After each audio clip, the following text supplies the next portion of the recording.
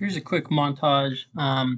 It's of the boys and previous Mr. Olympia Brendan Curry working out. So I'll just let it play, and then I'll have my updates on bodybuilders.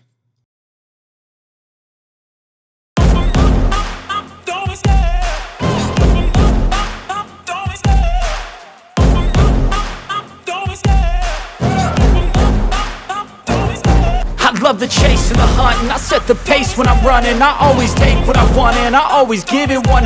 Don't need a bank, no I'm funded. Play the game like it's nothing. I'm always thankful for something. Don't take for granted, stay humble. Now wake up! It's time to look at the enemy. Look in the mirror if he is no friend to me. It's not working out, maybe it's the chemistry. It's time to break up so I can make a better me. Better believe in your mind, cause it's everything. You can mold, shape, find almost anything. All it takes is some time and some clarity to find your identity. It's mind over everything.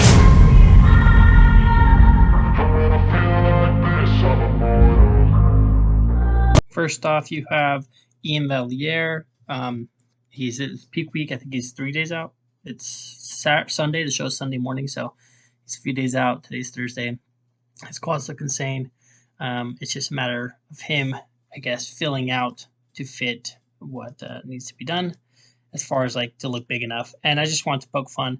Ian says he has no calves. I'm sure he does to the regular humans. Antoine here has got amazing calves, so I wonder if they'll do a little calf back and forth showing off here, because Antoine would beat him there.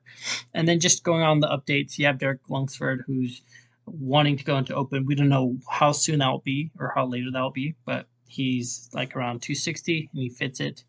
You then have Stanimal. I met him when he did his first Olympia in Classic Physique in real life, and we spoke a little French together. It's pretty cool. Really nice guy. And then you have Keon Pearson. He's just a guy who, like, we know could be like Mr. Olympia. He just never comes quite dialed in, which is crazy because obviously he's shredded, but bodybuilding terms, dialed in. And then if you guys are following Flex Lewis, he has a podcast that he does, really good podcast. That's his gym, the Dragon Slayer, but his podcast I definitely recommend listening to. It's like for business savvy people and whatnot. Just want to get to know Flex's life and how he got there. Buff Dudes, this is an oldie but a goodie. They were one of the first YouTubers I started watching besides Scooby. I think his name was Scooby. Not Scooby-Doo, but the old bodybuilder Scooby. And yeah, so they still look amazing. The Buff Dudes are still killing it and educating people. And then you have Frank McGrath. This is a quick video on like a picture of his veins. He's known for his veins, his forearm veins. It's kind of cool because he got in a giant car accident and came back from it. And so it's kind of cool to see that he still got it in that sense. Then you have Jason. Jason is also it's pretty impressive bodybuilder. He used to do men's physique. He has diabetes, and ain't nobody got time for that. So it's pretty cool to see that he's got diabetes, but he's still amazing shape, and he's lowered his gear. I think just TRT. Kind of going to old school with Frank McGrath. You have Evan Centopani, and I think of the black and white pictures that, like, for me, it's what like kind of hooked me for some reason. It just looked hardcore and bad A, and I was like, dang, these guys are sweet. And it's actually also, I think, one of the ones I know, Dorian Yates, and there's quite a few others who did the hoodie trend back in the day. You know, like you just go in your hoodie. It's a perfect way to warm up and then just get to work. But it was also like it became like a thing. Now people have a name for it ever since Chris Bumstead takes off his hoodie and whatnot, or his shirts over underneath it. Because then you take it off and you look like a freak because you're lean.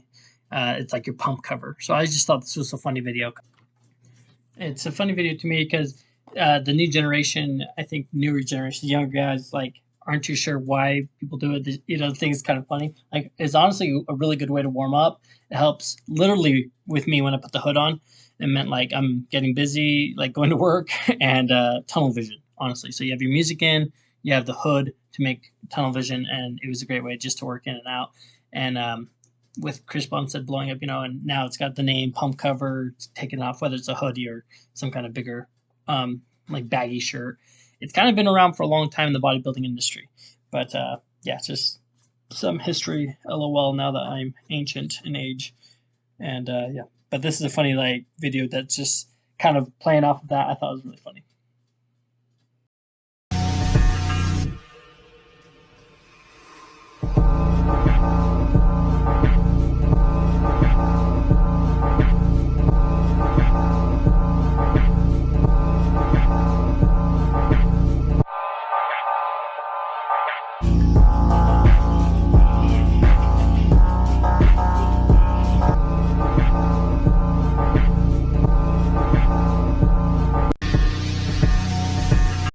Obviously, he's just making fun in this video and it's kind of having fun with it, but I think it's true because usually the biggest guy is the quietest guy and the strongest guy, and he's always like kind of covered up unless, he wants to show it off and he chooses to. But I thought it was funny. Just a quick update on the bodybuilders and, as they start to show, those who have a show this weekend, they're starting to show more of how they're looking. So it's cool to see.